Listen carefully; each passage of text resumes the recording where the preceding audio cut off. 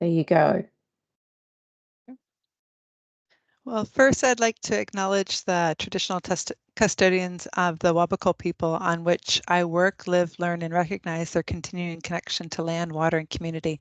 I pay my respect to elders past as we are here because of them, and present elders as they are our leaders of today. I also extend this acknowledgement to all Aboriginal and Torres Strait Islander or Indigenous people here in our meeting today. So welcome. Mardula, would you want to introduce IALP since you are the committee head? Thank you. So IALP is one of the oldest organizations, which they started in Europe, and it was really phoneticians and logopedics and phoneticians. That was the original name. But now the organization has changed its name to Communication Sciences and Disorders. And that's what the invite also talks about if you saw the flyer. It's one of the few organizations where you basically have linguists, phoneticians, speech pathologists, audiologists who are represented. So it has the opportunity to do a lot more multi-professional,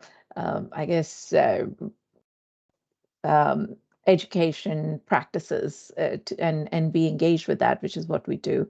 So Tracy and I belong to the audiology aspect of or the branch of IALP, and this was one of the initiatives that we thought we should have talk to the students, the upcoming students of audiology, and yeah, so that's where the two of us come from. So, and Tracy's going to lead this. And we want to find out more about what you guys are learning and would like to hear from you on your perspective. So we're excited you're here with us today. I was just going to ask you to go around and introduce yourself, your name and your affiliation, and what country you reside in, just so we all know where you come from. So Erica, you're first on my screen if you want to start. Hello, everyone. I'm Erica, and I'm representing UC, so University of Canterbury from Christchurch in New Zealand. Yes, yeah. And Sejal, please pronounce. Sejal, thank you. I'm Sejal, and I'm representing La Trobe University. Thank you. And that's in Australia? Yes, that's in Australia. Thank you. And George? Hi, everyone. I'm George. I'm from Macquarie University in Sydney, Australia. Thank you. Welcome. And Anna? Hi, everyone. My name is Anna. I'm the president for Master of Audiology Association at University of Auckland, New Zealand. Thank you. And let's see, Chiden? You there? Hello, ma'am. I'm from University of Manipal, India. My name is Chidan, and I'm doing my master's degree. Yeah, that's it. Thank you. Thank you. Welcome. Elizabeth. Good morning, everyone. So my name is Elsa, and I'm representing Manipal University, and I'm residing in India. Right now, I'm pursuing my master's degree in audiology. Thank you. Welcome. Radhika. Radhika? Hi, my name is Radhika, and I'm representing Macquarie University from Australia. Thank you. Joshua or Josh? Kia ora, I'm Josh, and I'm also representing University of Canterbury from New Zealand. Welcome. Thank you. Madeline? Yeah, hi. I'm from Flinders University, so I'm working with Mardula this year, which is cool.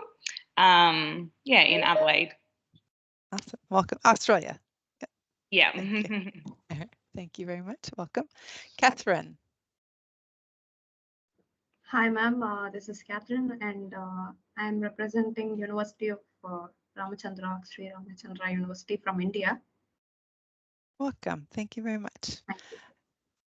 And Satish Kumar, did I pronounce that right? Yeah. Hi, ma'am. This is Satish here. I'm representing from Sri Ramachandra University from India. I'm currently pursuing my final year master's. Welcome. Thank you very much. Have I missed anyone? We have another Joshua.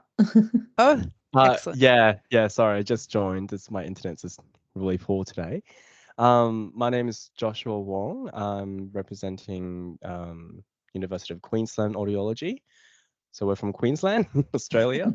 Yep. Thank you. Right. Welcome very much. Glad you could join. Glad everyone could join. And Mridula introduced herself a little bit earlier, but did you want to introduce yourself again, Mridula? Sure. So I'm a professor of audiology at Flinders University, and I've actually recently joined Flinders. I used to be at Macquarie, so I kind of have 2 feet, really. Well, yes, like everybody, but in 2 places. So yeah, over to you, Tracy. My name's Tracy Flynn. I'm a senior lecturer at University of Newcastle affiliation, and I also work at Hearing Australia in the First Nations unit, so based in Australia. So we're very excited to have you guys here today to celebrate World Hearing Day. It's always a fun time to get together with people around the world and connect in regards to our hearing. So I'm just going to ask questions, and you can raise your hand maybe, since there's lots of us to be able to speak. And we'd love to hear from everyone. So the first question is, what does this year, I should say, this year's theme for World Hearing Day is changing mindset. So we would like to ask you actually, what does changing mindset mean for you?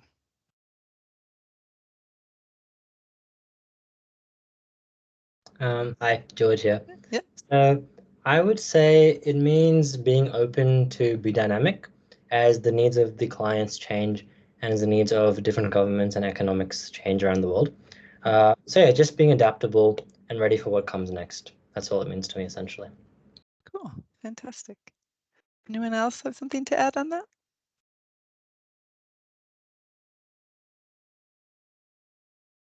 Yes. Mm-hmm. Oh yeah. I suppose also just changing people's attitude towards things. It's a good first step to change their mind and how they view things. Yeah. Absolutely. Elizabeth.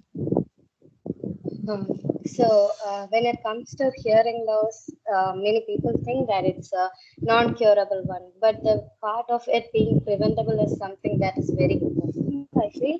And the awareness that the hearing loss can be something that is being preventable is a very important aspect. And giving an awareness about it, I feel it's very necessary at this point of time. Fantastic. Great to hear from all of you. We had a discussion within our committee about what it means, and it meant something different to everyone. So it's fantastic to hear about all your views. Chaidan?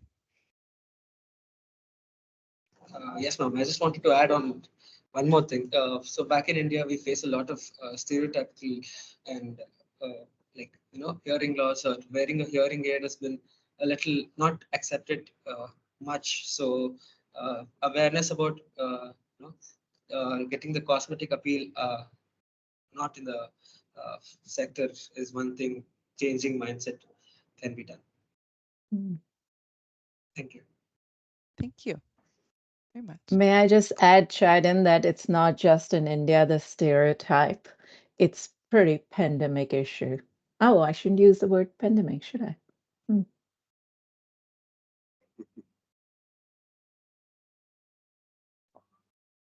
Any other thoughts?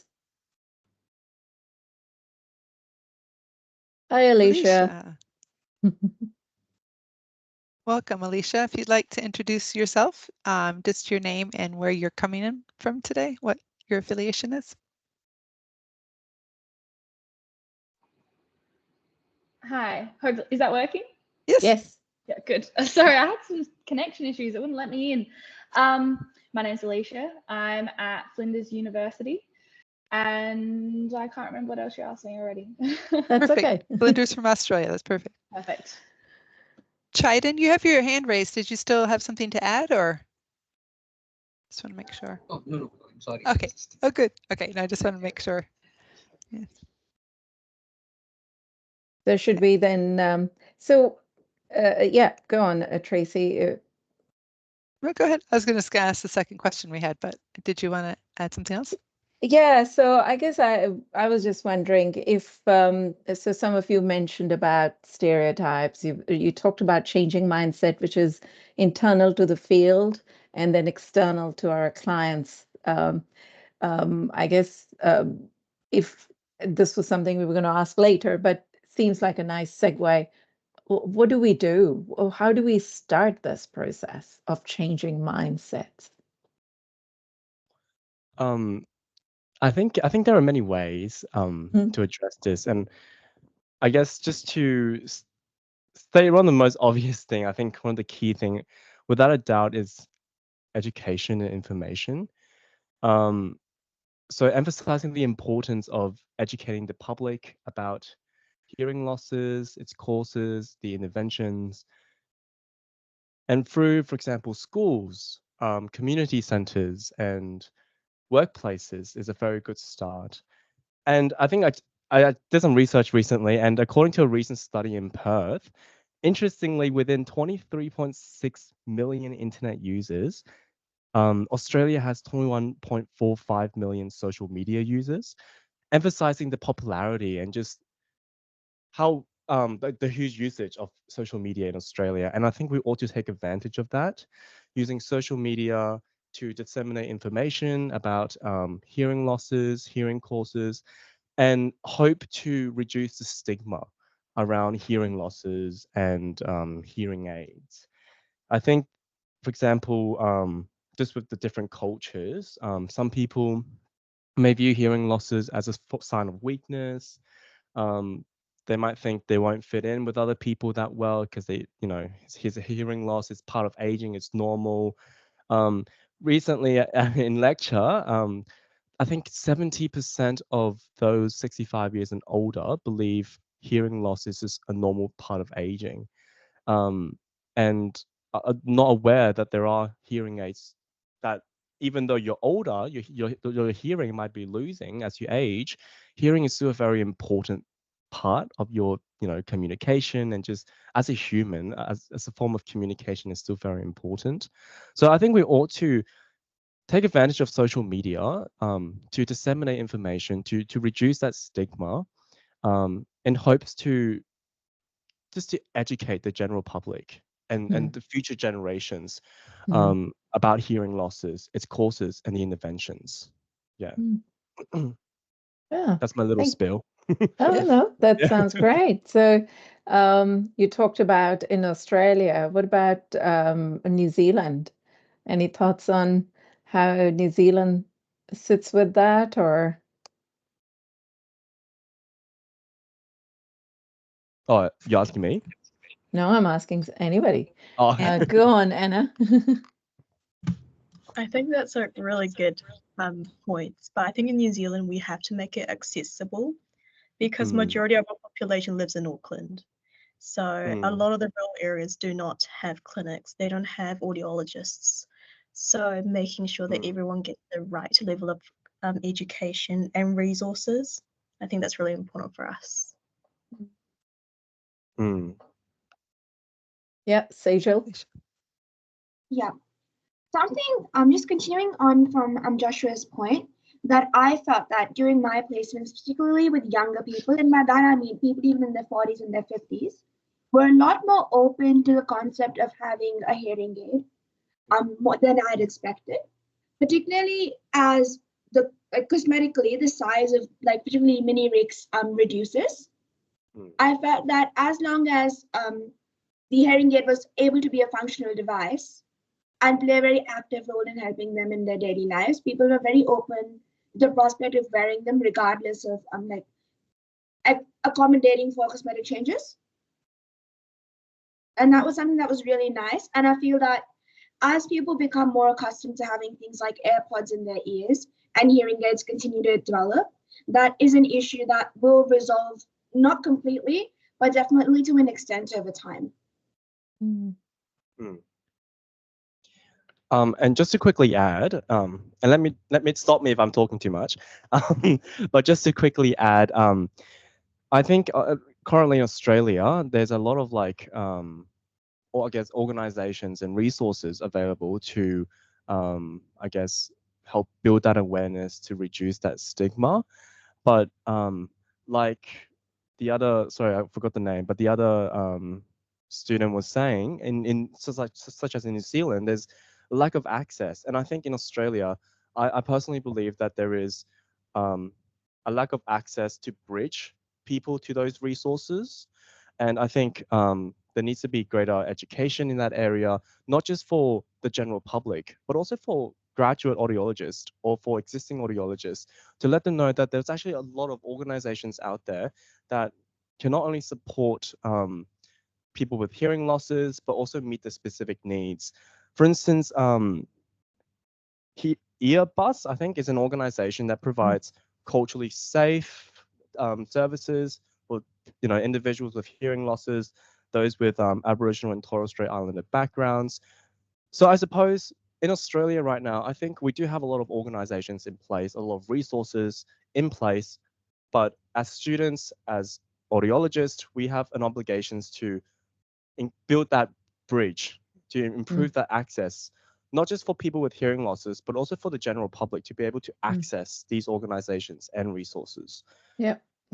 Yeah. So, sorry, the other Joshua had their hands up. Did you want to add something? Yes, I think Joshua discussed quite a bit of what I was going to bring up, but I'll say it anyway. I believe that from what I've seen currently in New Zealand, audiologists are very good at promoting awareness with their clients and within their sort of sphere of influence, which is largely their clinic, which is all well and good, but most of these patients are already typically accepting or have sort of come to terms more with the stigma.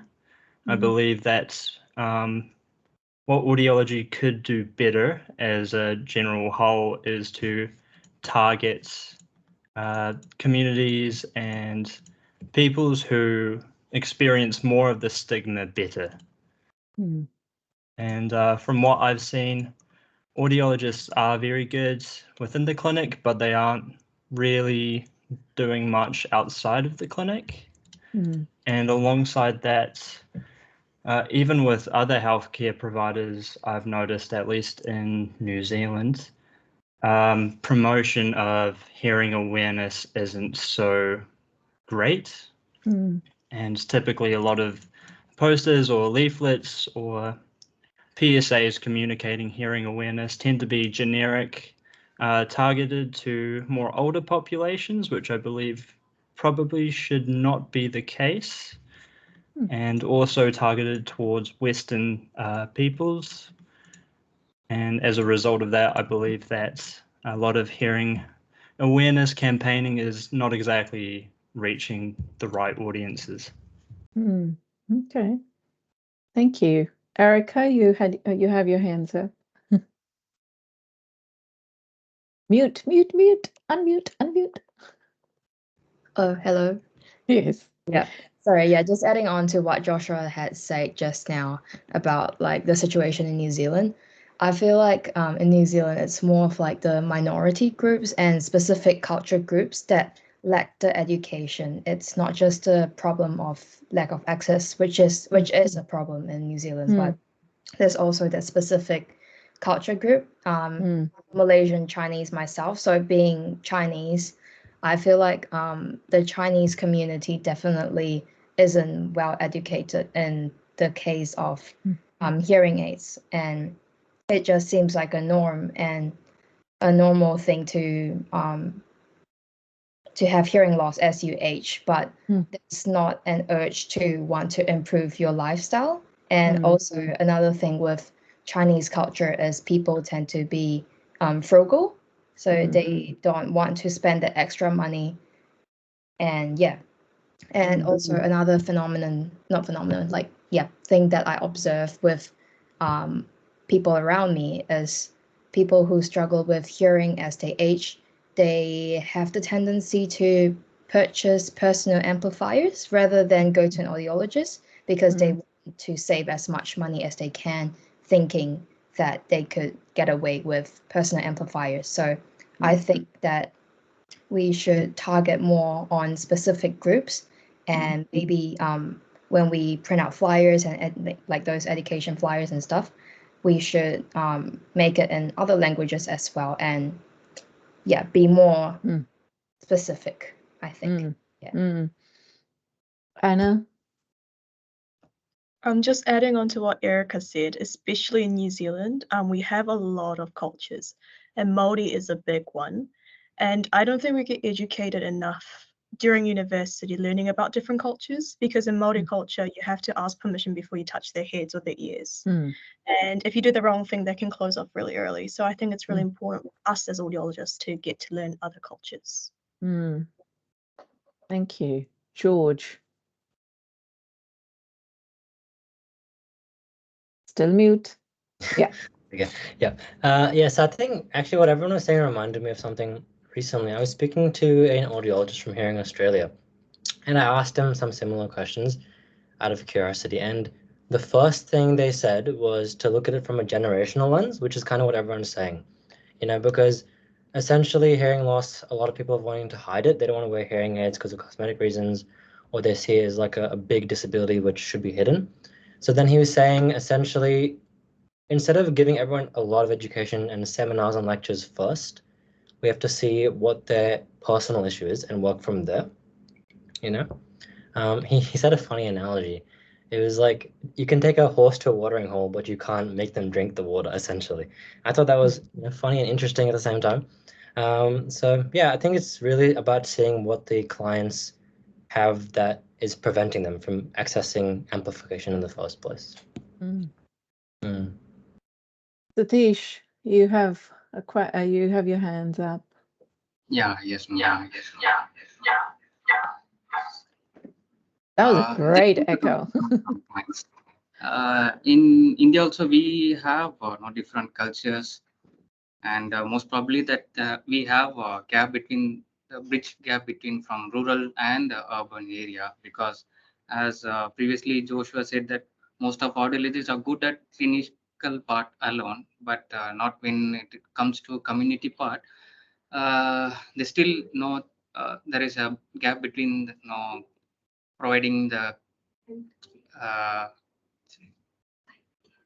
awareness, because in most of rural area people still have lack of education, in particularly when they have hearing loss. There is no way of getting out of it, like there is a option having hearing aids and other implantable devices also, and most of the cultures still following that still like a deaf community, where they believe that the gift is given by God, so they just wanted to go on what they have, and going with other modalities to communicate with other people. And that's it from my side, ma'am. Thank you. Elizabeth, you have your hand up. So I'm not sure how many of you can relate, but over India, it's the primary healthcare provider that been seen as a doctor. So audiologist is not that considered as a specialist. So many times what happens is even the primary healthcare providers like a doctors or something, even they consider us as a second graded healthcare provider. So when a patient approaches them, they don't give a proper referral to an audiologist, and that in turn will have a miscommunication between the patient as well as between the audiologist. I'm not sure how many can relate to it, but this is a scenario that we face in India. So even among the medical professionals, the proper awareness is not there. I feel this is my personal opinion and the experience that I have. Yeah. Thank you. I feel so a proper information among the medical professionals also has to be put along, not only just for seeing the patient, but even at the basic level to the medical professionals also it has to be spread. That's a really interesting perspective. Yeah. So, okay. So, Tracy? I was thinking, I think Anna touched on it. Actually, another segue, I think she kind of led into one of our questions, Mardula, was what do you think your current education is doing to prepare you to work in this global field that we are in? I think, Anna, you talked about being culturally responsive practice. So did you want to add further to that, or? No, you good? Anyone else want to comment on their current education and how it's preparing you? Yep, I can. Yeah. I think in University of Queensland for audiology, and because I also did a background in speech pathology, I think the idea of family-centered practice is becoming more and more popular. Oh, you're on mute. It's more popular now because we're seeing that it's effective. We're treating not only the client as we're treating the whole family as a client. So in the context of audiology, for instance, yes, the person's having hearing difficulties, but if he's living at home and he's getting by with life, he doesn't see the need for hearing aids. So there's no reason for us to push a hearing aid, in that case. But for example, and maybe a young mother or a young father living in a family with kids, and communication is very important for them at home. And so, mother or the wife or the husband complains that, the partner's not hearing well. So we treat that whole as a whole, like as one whole client. And I think University of Queensland in particular is really pushing for family-centered practice. And I think that's really useful, not just in audiology, but in healthcare in general. Yeah. Yeah. Thank you. Sejal, you have your hand up. Mute. Yeah, can you hear me now? Yes. Yes. So in terms of Latrobe, it's something that I'd like to continue on with actually George's point, is that we can have lectures and seminars, but something I feel that Latrobe prepares us for is to interact with the patient and be able to understand the specific issues that they face, because that not only encourages them to begin with a hearing aid in the first place, but also use it regularly. And that increases uptake. Beyond that, something that I really like in my university experience is the amount of placement interactions that I've received and the different locations that they're in. So even though up till now, because we've just started second year, my placement experience has been relatively limited in terms of hours. I've been able to go to a lot of different places, clinics, so major hospitals, as well as clinics that are in a broad range of socioeconomic areas. And that's really helped me learn how to work with different patients going forward. So while that is difficult to do for a lot of universities in terms of sourcing placements and making sure patients students are prepared for them, I think it's a really good way to put us out into the real world initially. Because that's I felt that it was very different from clinic, and I could learn a lot of soft skills that I wouldn't have learned in lectures. Cool.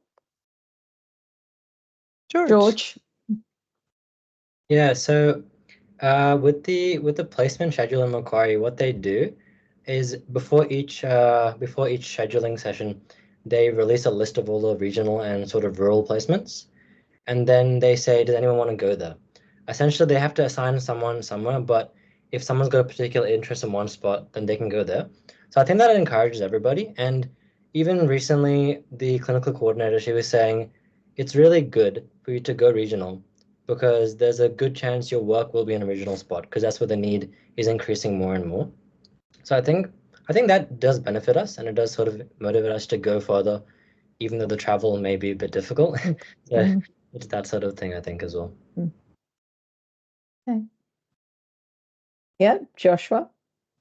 Yeah, just out of curiosity, just with the other universities in Australia, is regional placement compulsory for you guys? I see even New Zealand students saying yes. Oh, no? Yeah. Okay, so it's not. It is compulsory for the trip. Yeah. Okay. Yeah. It's compulsory for UQ as well, and I think it's really good because I think a lot of people at first wouldn't want to consider regional at all, and so they graduate and then they go straight for metro. But I think having the opportunity to be able to go on regional placements and be able to learn in a safe space, it's a really good opportunity. And yeah, so it's good to know. Good to know. Anna, go on. I think in New Zealand, I don't know about the University of Canterbury, but in Auckland, we have one placement for adults and one placement for pediatrics. And our course coordinator prefers if we go out of Auckland. So that's how we kind of get the best of both worlds. And Alicia has commented that at Flinders, while it's not compulsory, it's very common. So, okay, then it's kind of got into what is special about each of the programs, isn't it? Joshua, the other Joshua. I just had a quick comment regarding what the university teaches us as well. In New Zealand, there's been a pretty big, or at least at the University of Canterbury, there's been a pretty big focus on the Meihana model. And this model is a special model designed for clinicians to better approach Māori clients. And instead of having a very cut and dry, hi, how are you? How can I help you today? It talks about addressing different aspects that is very sort of important and integral in Māori society, such as tinana, he ngaro, iwi katoa, wairua, and taio. These are all to do with the sort of physical, spiritual, even sort of environmental factors that are typically lost on a lot of normal clinics or very classic clinics, you could say. And it talks about how we can better address Māori or better change our approaches to talking with Māori patients, and also better make our space more welcoming for Māori patients, and help give a better quality to the service that we deliver to Māori patients.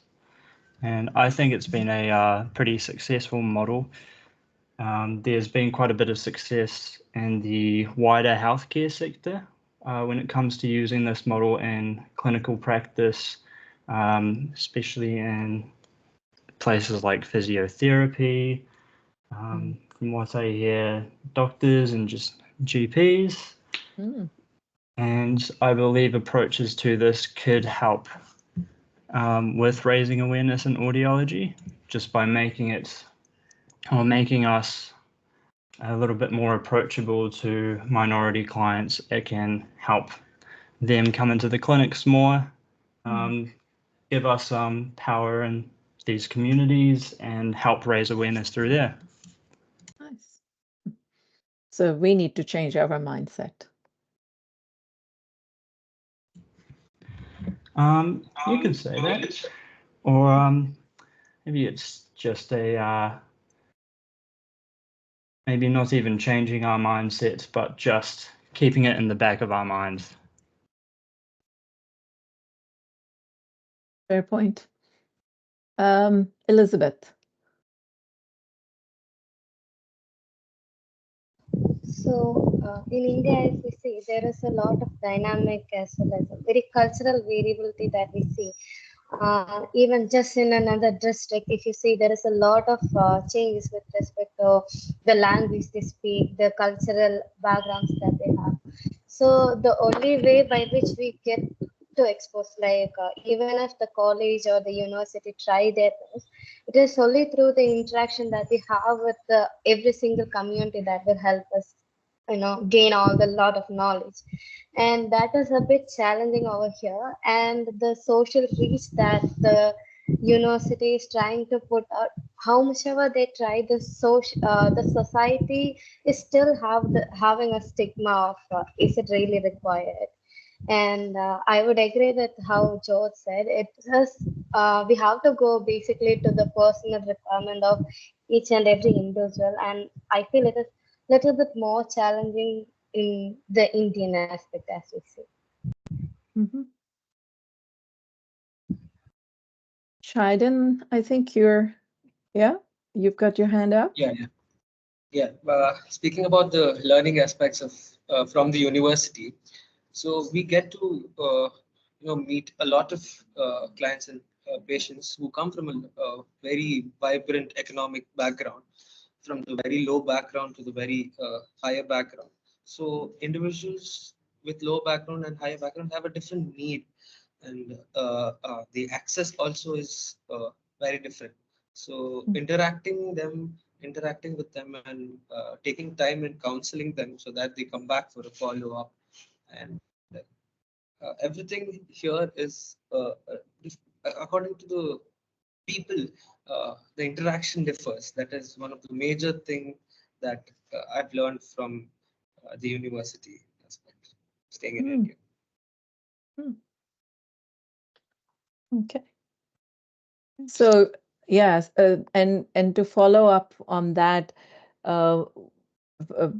hearing the students highlighting the challenges in India, would you say that's unique? That's something relevant in our backgrounds as well, do you think, in Australia and New Zealand?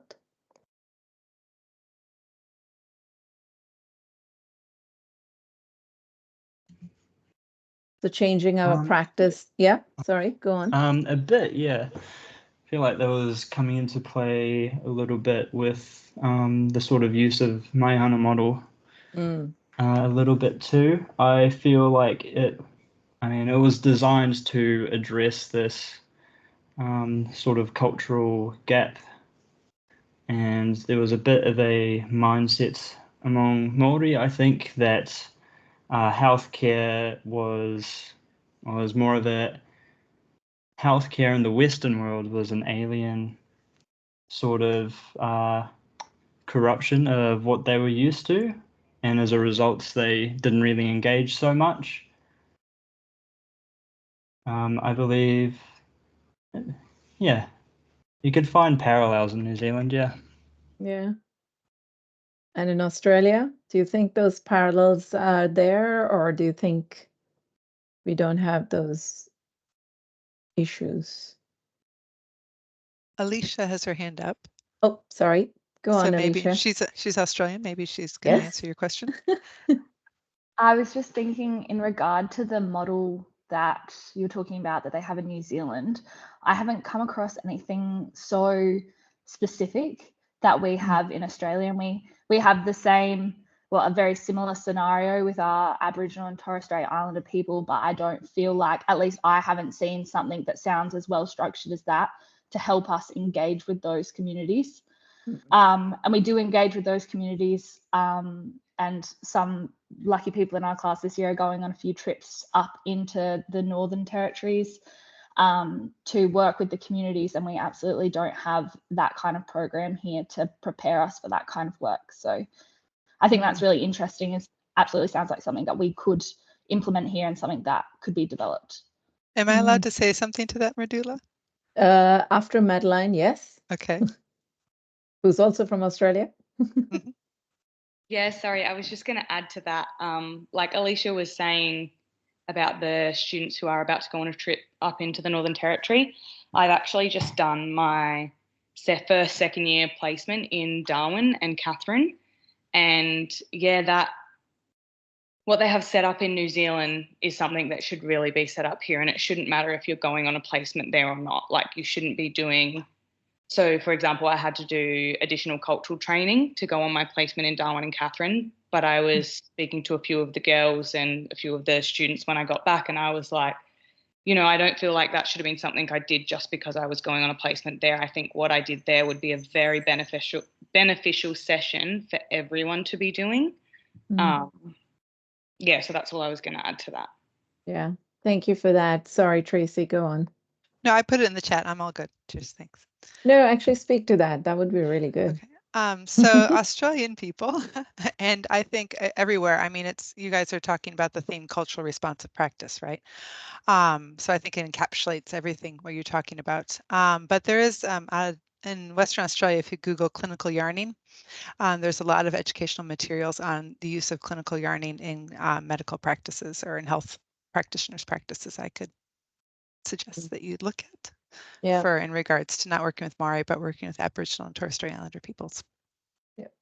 Thank you for that.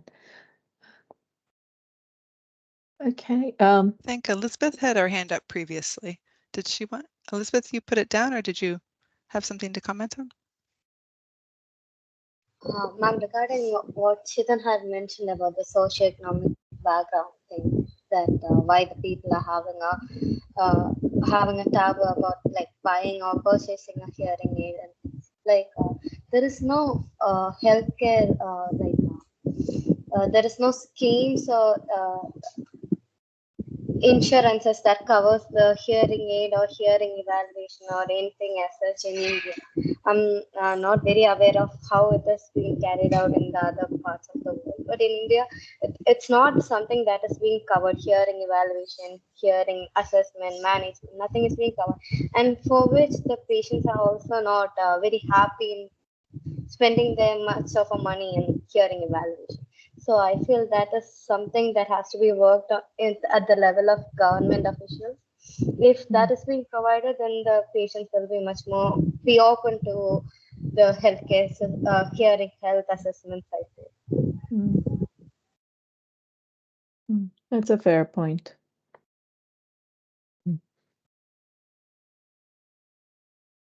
Yeah, Tracy.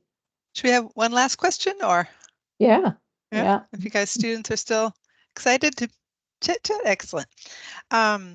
We wanted to know how you guys engage locally, but also globally within your profession.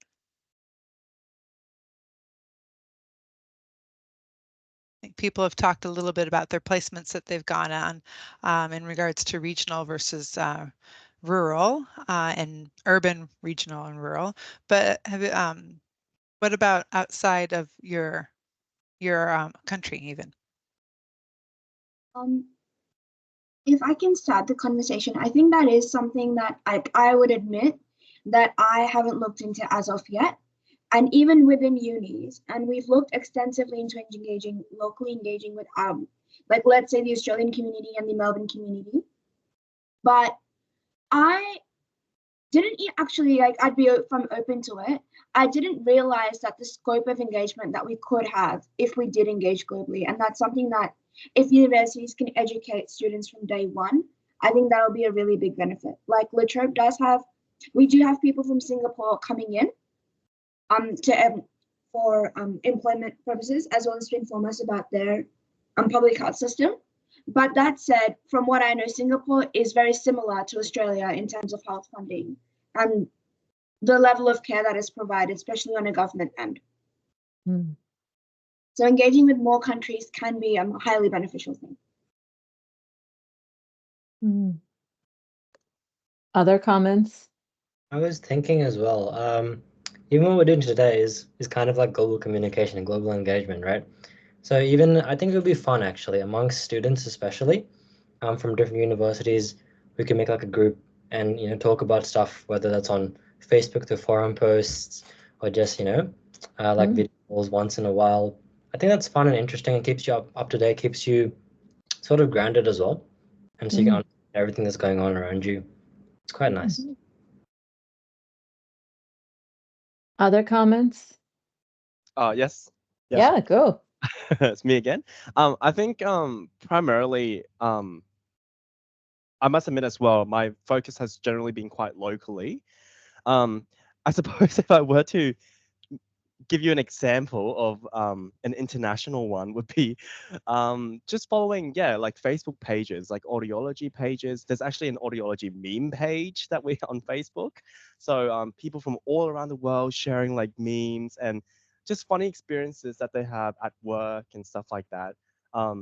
And yeah, like George said, I think it'd be really interesting just based off that, it's very interesting to see how differently audiology is run in different areas.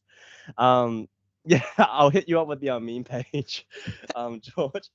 But yeah, and I think just given that Australia is I'm not, I think just speaking on behalf of Australia, it's a multicultural country, and there's just many different cultures.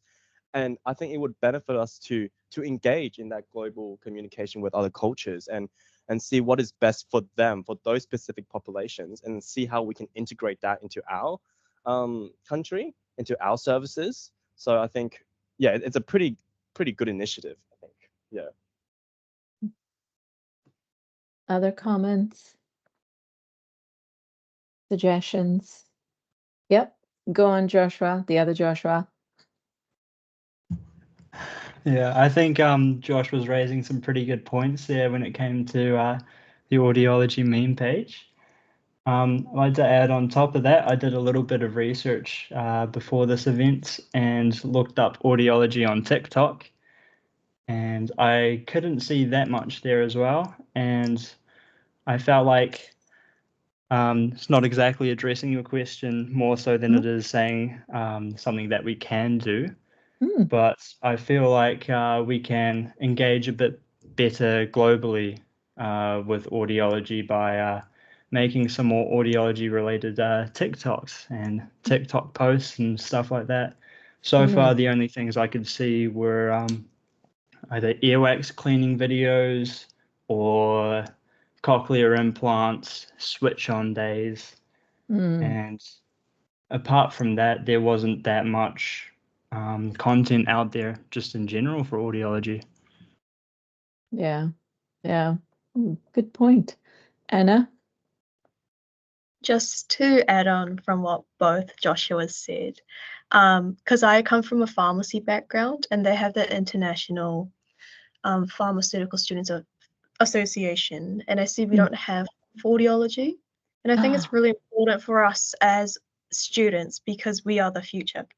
So we need to get together, bounce ideas, seeing what each country's doing. And I would love to get to know our colleagues. We may bump into each other in the future. So I think that should be established. Tracy, Madula, what I a think she good has an idea. action point for us there. I think she does too. I love We heard you, it. Anna. Thank you, Anna. IALP, that's what we want to do. So thank you. George, you have your hands up. Yeah. I keep having trouble unmuting for some reason. So, yeah, based on, again, what the two Joshuas were saying, I remember when I applied to audiology almost 2 years ago now, I couldn't really find much content on YouTube, like in terms of, people saying, what's the day in the life of audiology like? You can see hundreds, if not thousands of doctors being like, yeah, this is what medicine's like, but there's almost no one for audiology. There's this guy called Dr. Cliff. I think that's Cliff Olson, so I'm sure we are familiar with him. There's some lady on Instagram as well. But yeah, not much, so maybe you guys should start some YouTube channels. But, honestly. I think you've just given us another action point. It would be awesome to do day in the life of an audiologist in different countries, I do believe. Yeah, I think so. We have a YouTube channel. We do. So yeah, any other thoughts? We have I asked everyone? There've been a few quiet voices. Would they like to say something? Any thoughts before we wrap up? Well, I just wanted to quickly add, Yeah. I totally resonate with that because even in high schools, just looking at what an audiologist does is there's really not much information out there. And I think the two videos that quite memorable to me was what it's like going to a audiology appointment at the Royal Children's Hospital at Melbourne. And then the other one was in New Zealand. And that was about it. And then you're meant to base off those two videos that you find on YouTube and to then decide, oh, it's audiology for me. But yeah, it was, at the end of the day, it was a good decision. It was the right decision. Thank you. Yeah, any other comments? We've had some quiet voices. Now's your chance. Yeah. Hi, ma'am. This is Satish here. Yes. Maybe we can have like same how we are now working on like the meeting which is happening now. Maybe yearly once. Maybe we can have a talk between all other countries, how they work and then how they create the awareness. Maybe it's just only limited now people who are representing from the universities. Maybe we can call up other university people also, so that we can have more information, more knowledge. And like I said, Joshua and George Peter also, like in the Facebook memes, YouTube, something like that. We can also create something own from our side, like how the audiologist work from day one to till the end of the day.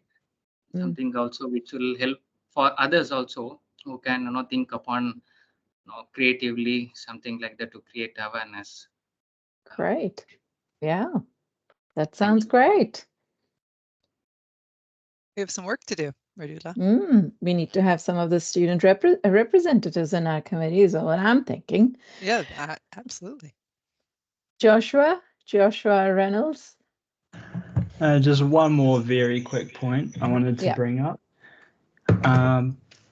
This is just an idea on a whiteboard right now, but we're looking at with a new club to go to some careers days and talk about audiology and attend and try get a little more traction going on with students and getting them to learn a little bit more about the profession, because like quite a few people have said today, I didn't know that much about audiology.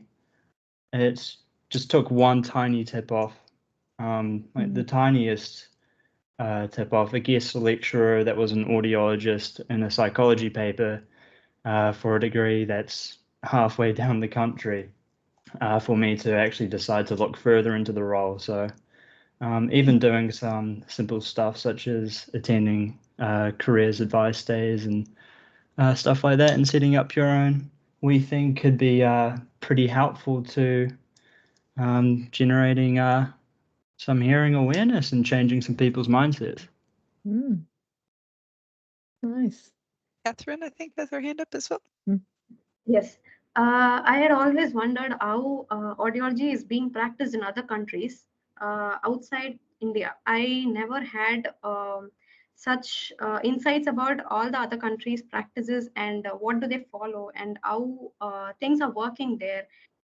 So it would be nice if we could just engage all the countries through such meetings and all other stuffs, right? So yeah, that's what I wanted to say. Thank you for that. Okay, we have Chiden, I think, next. Yes, ma'am. So when we usually meet new people, so one of the major question that is asked is, what do you do?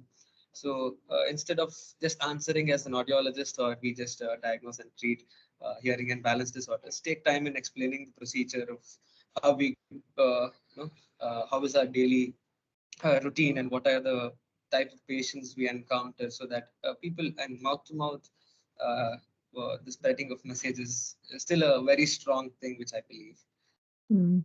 So that is one thing we can do. There's Elizabeth. Yeah, thank you. Just a quick one to add on, like how Catherine have mentioned, in India we don't have much of an exposure with how another country will be functioning. There are times when an exchange program kind of a thing happens, where the other college, universities, or another country people come in over here and see how it works. So the same way, if Indians also get a chance to come, go outside, get exposed to how the other things work, I think even that will be a great help for us. Yep. I think, Tracy, we've kind of reached that 4:27 short of, that's Adelaide time, short of 3 minutes, but I think we've we covered all our questions, more or less. Yes, we did. And I think we have heard some wonderful things. So thank you very much to everyone for sharing your thoughts and ideas. It's been inspirational for Mridula and I think. Yeah, and this recording, once it's comes through, I will post it on my YouTube channel, which is run on behalf of the IALP Audiology. So I'm just the administrator, just so you know. So, but yeah, it is. So we are, and just so you know, we've had people from Saudi Arabia, at the moment, Ukraine, Kazakhstan, Nigeria. They've done short videos of their practices and their universities. Oh, Egypt as well. So if you're interested, please have a listen. We'll be posting them all between now and Sunday. So hopefully on Monday you will have access to that. I think that was all that we wanted to say. Any last comments, questions before we wrap it up? Thank you. Awesome. Some connections have been made. Wonderful. Thank you, everyone. Thank you. Have a lovely weekend. Yeah, I really appreciate you guys making time to come and have a chat. Thank you. Thank you very much. All right, thanks. Cheers. Bye. Thank you very much. I'm going to stop the recording. I have no idea how to stop recording. There. There. Did you get it?